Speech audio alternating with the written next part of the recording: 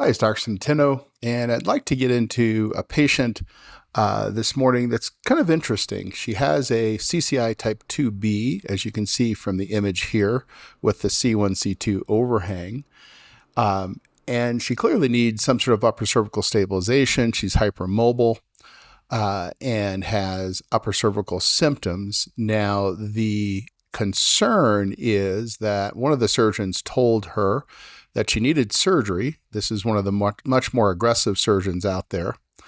And that the reason why she couldn't undergo a PICL was because there wasn't enough room between her dens and her brainstem or upper cervical cord, and that swelling from that procedure could cause problems.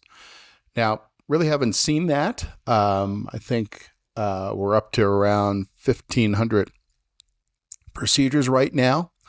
So that's not something we have observed, or certainly something that I have observed, and I've done most of those procedures.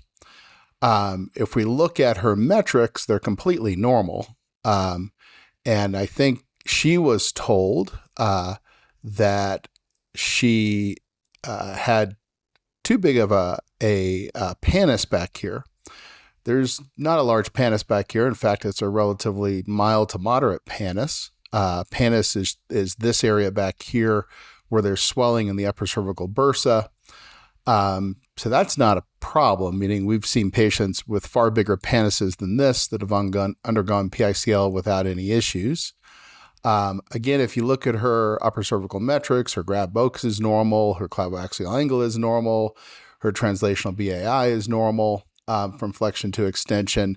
There is some movement here of 2 on 3, so it's a type 2B and type 3A CCI, but none of these metrics in flexion extension upright MRI are abnormal. They're all stone cold normal.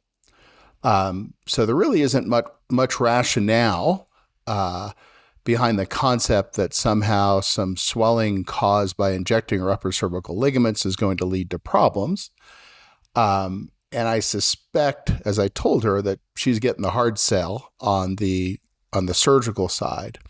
So interesting concept here. It's one I wanted to bring up because it's not something I've observed, but it is something certainly that I think more aggressive surgeons will try to do to push the idea of a fusion. And listen, I've got no problem with my patients needing fusions.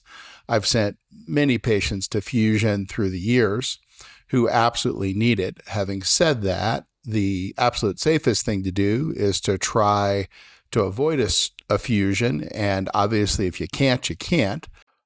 But at the end of the day, the key question here is, what is this tiny risk of additional swelling here versus the much larger risk of a fusion?